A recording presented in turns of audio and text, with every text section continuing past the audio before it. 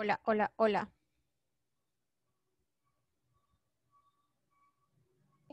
La grabación para que ustedes saben que yo termino mi clase y la subo a YouTube para que los niños que no se pueden conectar puedan asistir a la clase. Bueno, chicos, entonces, ¿qué nos trae el día de hoy? La literatura del romanticismo y costumbrismo. ¿Por qué he seleccionado estas literaturas para estos momentos de estudio en casa? ¿Por qué? Porque ustedes tienen que tener como una idea de los momentos históricos de las literaturas para todo este tema de las pruebas saber, y que es una forma como fácil en las que podemos andar en competencias sin que yo sea ya, porque si yo me pongo a explicar ese ejemplo, un adverbio, bueno, lo que por lo menos hicimos el año pasado, toda esta parte de sintaxis y semiótica y semiología, entonces ustedes van a necesitarme a mí todo el tiempo ahí acompañándolos. En cambio, esta forma es una forma en que ustedes leen, analizan y pues realizan las tres actividades. Esas actividades han sido muy sencillas con el objetivo de que ustedes puedan, eh, como quien dice, no sé si es cierta tan recargados de trabajo en sus hogares, y más pues que no hemos tenido la oportunidad de vernos con este año tan extraño con todo este tema del aislamiento. ¿Listo?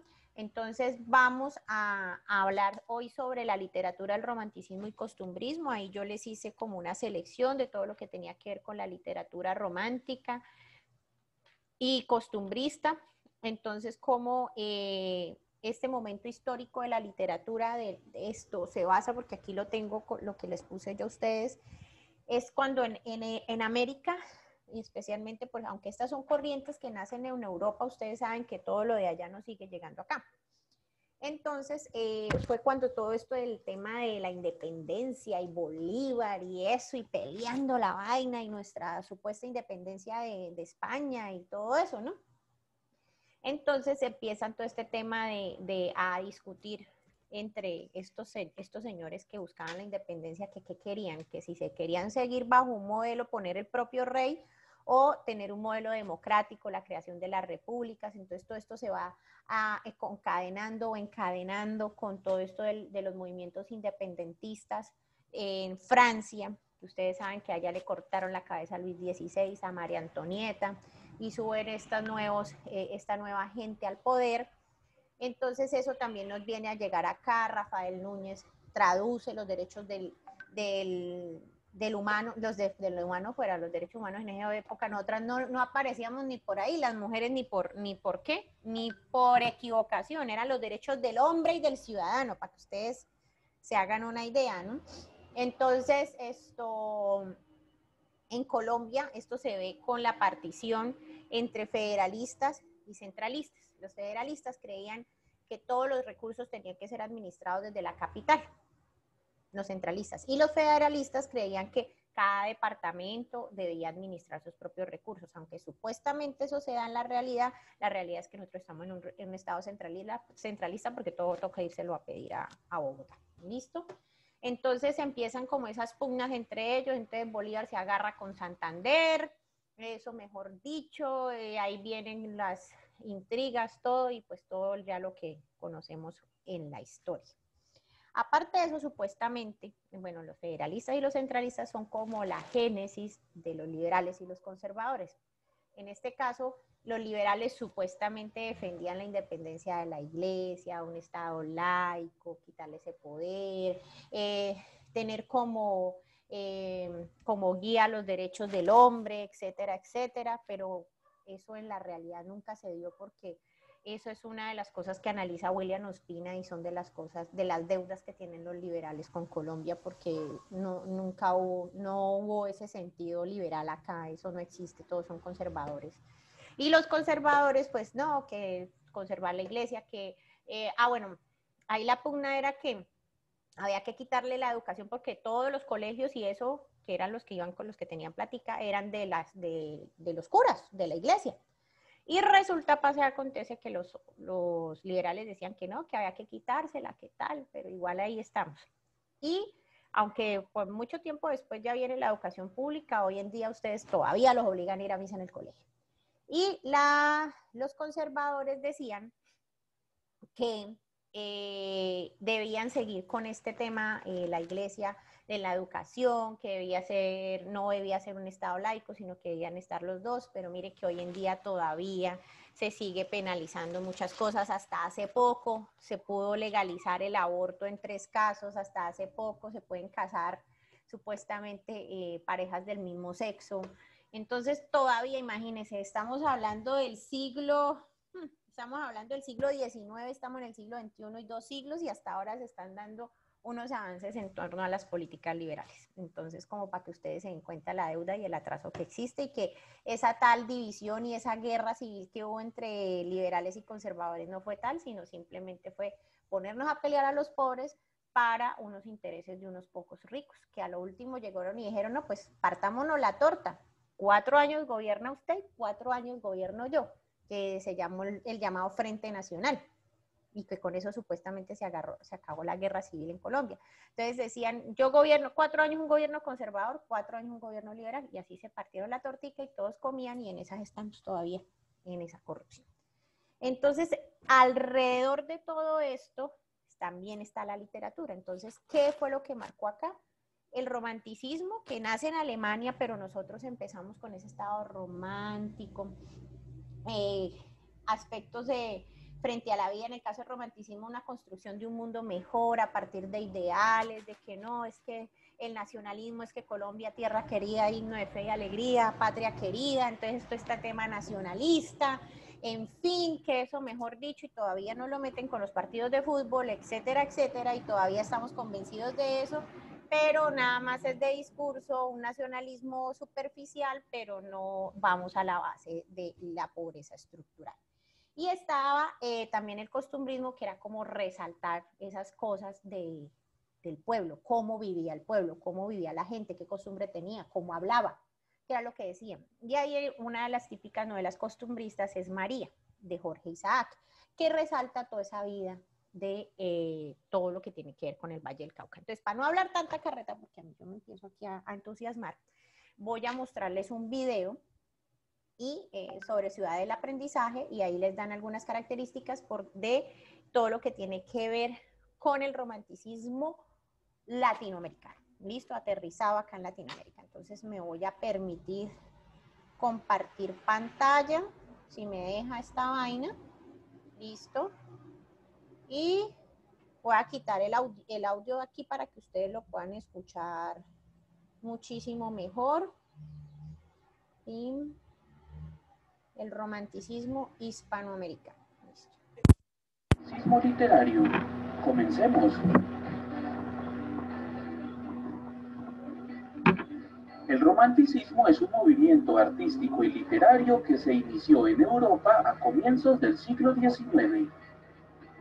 Surgió como un ideal que se oponía a la visión mecánica del universo, representada tanto en el pensamiento racionalista como el clasicista, y que permitió que se retornara a los sentimientos, a la recuperación del ser humano y de lo espiritual. Algunos de los principales representantes fueron Gustavo Adolfo Bécquer, Lord Byron, Johann Wolfgang von Goethe, Rosalía de Castro y Víctor Hugo.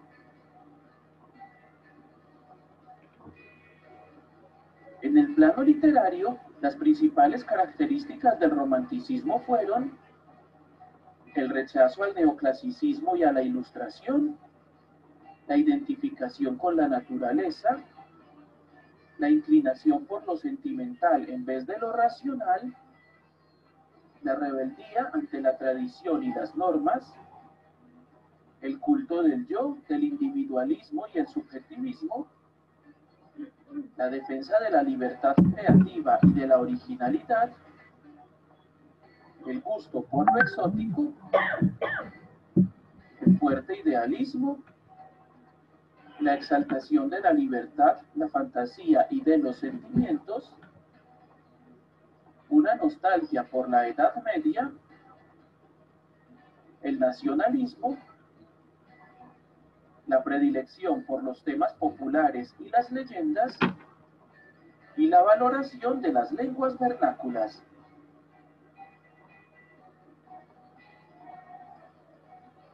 En Hispanoamérica fue un movimiento enérgico que se originó durante la independencia, por lo que terminaría ayudando a la consolidación de las nuevas naciones, pues no sería solamente un movimiento literario, sino que además tendría una actitud renovadora ante el arte, el comportamiento social y las costumbres, identificándose así con el liberalismo, el antimonarquismo, el narcisismo, el egocentrismo, los principios de un socialismo utópico, la propuesta de una libertad religiosa, la intuición, la imaginación, el culto al héroe romántico, rebelde y justiciero que luchaba contra los males sociales, así como la revelación del paisaje americano.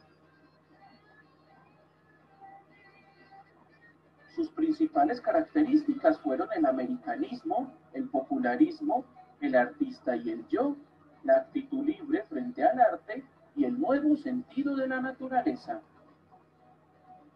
Con el americanismo se buscaba que la literatura también se independizara de España y que representara las nuevas naciones de forma física, geográfica y espiritual, incluyendo en sus expresiones las ideas propias, el paisaje, los temas y el lenguaje. El popularismo tenía como objetivo que se representara la expresión del pueblo, en la cual lo popular es preferible a lo aristocrático. El artista y el yo concebía al artista como un representante de la gente, como un personaje heroico que debe expresar la riqueza de su alma, tener una voluntad de gloria, preferir lo sentimental a lo racional y tener un sentido especial de la soledad, una gran insatisfacción por el mundo contemporáneo, una fuerza de originalidad, individualismo, rebeldía y egoísmo. La actitud libre frente al arte concibió al romanticismo como una revolución artística y como tal buscó la vinculación de los géneros literarios, mezclando verso y prosa, cambiando las combinaciones métricas y estróficas y en conclusión, estando solo sujeto a la propia originalidad. Con el nuevo sentido de la naturaleza, fue un movimiento que buscó la soledad, los campos, los bosques, las montañas o el mar, y que tuvo prioridad por la noche, la luna, las estrellas y el gusto por las ruinas y los monumentos históricos locales. Los autores más representativos del romanticismo hispanoamericano fueron el colombiano José Eusebio Caro Ibáñez, cuyo poema Lara o Los Bucaneros es considerado la primera leyenda romántica escrita en América, en el año de 1835, así como el también colombiano Jorge Isaacs, con la novela María, publicada en 1867 y considerada como la obra más importante del romanticismo hispanoamericano. Los argentinos Domingo Faustino Sarmiento, Esteban Echeverría, José Mármol y José Hernández. El ecuatoriano Juan León Mera, quien además de la letra. Bueno, chicos, entonces, volviendo al tema de María, porque María de Jorge Isaac colombiano es considerada la obra culmen del romanticismo hispanoamericano, porque tiene todas las características del romanticismo. Yo usualmente en esta época vemos María en octavo. Yo los pongo a buscar la película, si no yo la saco de la que tengo, doy punto positivo. Y resulta que estos son dos manes, una parejita, ¿no? María y el noviecito. Resulta que María, la recogidita de la casa, la bobita, no me creas. Ella la recogen los papás de este señor y la crían en la casa. Y resulta que el man se enamora de María, ¿cierto? Y bueno, y ese amor romántico de cojita de mano, de manita sudada, le entrego la florecita, que eso mejor dicho, ni un pelito le tocó a María. Pero él se enamoró. Eso de que con miraditas ya están enamorados, ¿cierto? Y resulta que este man se va a estudiar medicina a Londres, porque el man tenía platica, imagínese, si ahorita hay que tener plata para irse a estudiar al extranjero, imagínese ese man yéndose a estudiar al extranjero. Bueno, tenía platica, el man se fue para allá, cuando la María es que tiene epilepsia, ella convulsiona. Y bueno, y le avisan al man, eso pasa las vicisitudes, María acá sufriendo por su amor, el otro por allá, y al fin le dicen, no, que María está grave, mano, véngase, porque fue pucha, mire, bailas. Entonces el man se viene desde Europa, viene desde Londres, a ver a su María. Y oh, sorpresa que cuando llega María Gire, está chupando gladiolo. Entonces ahí está el amor trágico, el amor así distante, de valores, ¿sí me entienden? Exaltando todos los valores cristianos, ¿cierto? Nada de ni un piquito antes del matrimonio, etcétera, etcétera. Y se resalta todas esas costumbres que tenían en el Valle del Cauca, es decir, Cali para allá, Pacífico, en las fincas, etcétera, cómo era que hablaban los obreros, qué fiestas tenían, qué celebraban, porque alrededor de eso se viene contando esa historia. Y aparte de eso se salta el valor nacionalista de la república, de que nos independizamos, o sea, viene ese mensaje incluso. Por eso es que María de Jorge Isaacs es la obra culmen del romanticismo hispanoamericano, porque tiene absolutamente todas las características del romanticismo. Es más, yo llego y les pongo la película y les digo, identifique cada una de las características del romanticismo en María. ¿Listo? Y pues ustedes se gozan, se ven la película y de paso pues esto aprenden sobre el romanticismo. ¿Listo? Ya pasando ese resumen, vamos a ver, perdón, lo que tiene que ver con el costumbrismo. Al mismo tiempo ahí se mezclan, no es que sean dos literaturas aparte, sino que en un momento se mezclaban, el otro momento eran independientes, etcétera, porque siendo María una obra culmen del romanticismo, también es de la literatura costumbrista porque muestra las costumbres de nuestro país, especialmente las del Valle del Cauca. ¿Listo? Entonces, aquí el costumbrismo piensa exaltar es eso, cómo vive la gente después de esa independencia, qué es lo que quiere, cómo viven, qué necesitan. Y pues eso es lo que se exalta en el costumbrismo. Entonces, vamos a ver algunas características por medio de un video. Espérenme un tantoco. Cerrar acá y poner el del costumbrismo para que ustedes tengan claridad de que si bien es cierto se estudian separadamente, en muchas cosas se unen. Y como para que tengan claridad ustedes en las diferencias también de la misma. ¿Listo? ¿Escuchan bien el video? Cuando yo le quito el audio, el audífono, es que siento que se escucha mejor. Sí, ¿cierto? Sí, profe. Listo, dale. Voy a darle play. Tenemos uno de los movimientos literarios que se hicieron populares tras la independencia de la corona española. Bienvenidos a nuestro tour por el costumbrismo.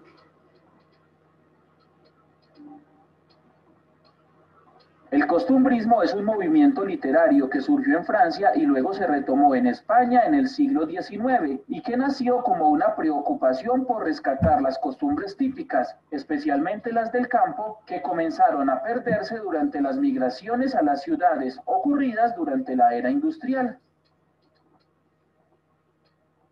Se caracterizó por reflejar de una manera muy descriptiva las costumbres más arraigadas en cada pueblo, y lo hizo sin analizarlas ni interpretarlas, y minimizando el uso de narraciones y diálogos.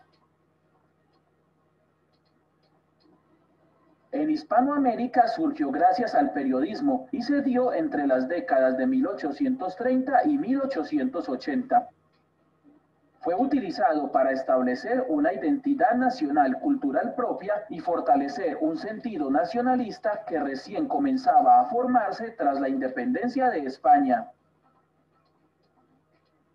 Mediante el costumbrismo se mostraron y resaltaron las tradiciones locales, utilizando como sus temáticas preferidas las reuniones sociales, las fiestas populares, el decorado de la época, incluyendo tanto el vestuario como las fachadas y los interiores de las casas, las comidas típicas, los oficios y los hábitos políticos. El estilo costumbrista fue minuciosamente descriptivo, pues intentaba pintar con palabras un cuadro de la realidad en su aspecto externo, y lo hacía a través de los personajes de sus historias de una manera muy sencilla, humorística, empleando regionalismos y a su vez pretendiendo educar y cuestionar a la sociedad y los males que en ella se estaban presentando. Sus principales características fueron el empleo de la descripción por encima de la narración y de los diálogos, la búsqueda de una identidad cultural nacional, rompiendo con el pasado colonial, la utilización de recursos como el humor y la ironía, y el propósito didáctico, educativo, moralizante y político. En general, los escritores costumbristas eran campesinos o terratenientes cultos y adinerados que tenían como pasatiempo escribir sobre su vida, sobre su trabajo, sus relaciones y describir todo su entorno cultural y social. Los autores costumbristas más destacados fueron José Manuel Marroquín, con obras como El Moro, El Tigre y el Conejo y El Entierro de mi compadre. José Eugenio Díaz Castro, famoso por su novela Manuela, una de las precursoras del género costumbrista en Colombia. José María Vergara y Vergara, fundador de la Academia Colombiana de la Lengua, el periódico El Mosaico, y con obras como Las Tres Tazas y El Chino de Bogotá. El peruano Ricardo Palma, quien recopiló las tradiciones populares de su país. El chileno Vallejo, conocido. Bueno, ahí vimos los principales autores también de la literatura costumbrista. ¿Qué buscaba el costumbrismo? Como estábamos en la construcción de una república, ¿cierto? Necesitábamos exaltar qué era lo que se veía en las regiones, ¿cierto? Entonces, eso fue lo que buscó resaltar el costumbrismo. Por eso es que en nuestra Latinoamérica, Hispanoamérica, el costumbrismo y el romanticismo van de la mano. ¿Listo? Porque se convirtieron en la forma de transmitir esas ideas federalistas, esas ideas de república y en rescatar todos esos valores, esas costumbres que teníamos o que en esa época en Colombia, ¿cierto? Entonces es muy importante para ese momento histórico que estaba buscando como esa consecución de una república colombiana, ¿no? Ese momento histórico que pasó por varios nombres, República Nueva Granada, yo no sé qué, a lo último, con la última constitución del 86, llamarlo República de Colombia, ¿listo? Esa literatura costumbrista resaltaba mucho el tema de la naturaleza, como ese valor de la naturaleza, ¿cierto? Que era lo que teníamos, esas cosas que encontramos hoy en día, ¿cierto?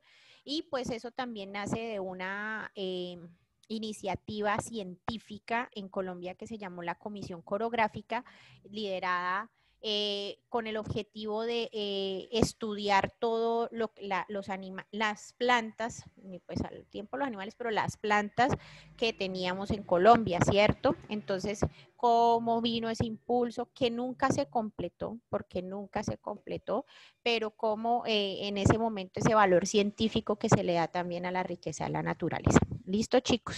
¿Alguna duda, alguna inquietud? Ay, lideró eso de la comisión coreográfica, ustedes lo vieron, Muti, ¿cierto? Yo los puse a leer en el primer periodo, aunque no se los evalué un libro, si no estoy mal a ustedes, ¿cierto? No me dejan mentir, creo que sí fue octavo. Sobre Mutis y que unos chinos llegaban y bajaban un sótano y tales. Eso no fue el libro del primer periodo que en una caja los pude evaluar. ¿No fue con ustedes? No. ¿Cómo que no? Pues no creo que haya sido con sexto, eso fue con ustedes. Bueno, el caso es que ahí están exaltados esos valores, ¿listo? Entonces este señor fue el que impulsó todo eso, o es más, todavía está eso allá en Bogotá, ahí cerca del Palacio de Nariño, el observatorio y todo eso. Entonces fue muy importante para nuestra Colombia, o para en ese momento, pero como toda la vida queda inconcluso, ¿no? Así como el túnel de la línea, un solo sentido y wow. Pero bueno, así es la vida. Entonces, mis hijos, ¿alguna duda, alguna inquietud? No, profe. Ah, claro como el agua de la Esperanza o claro como el agua de Bucaramanga.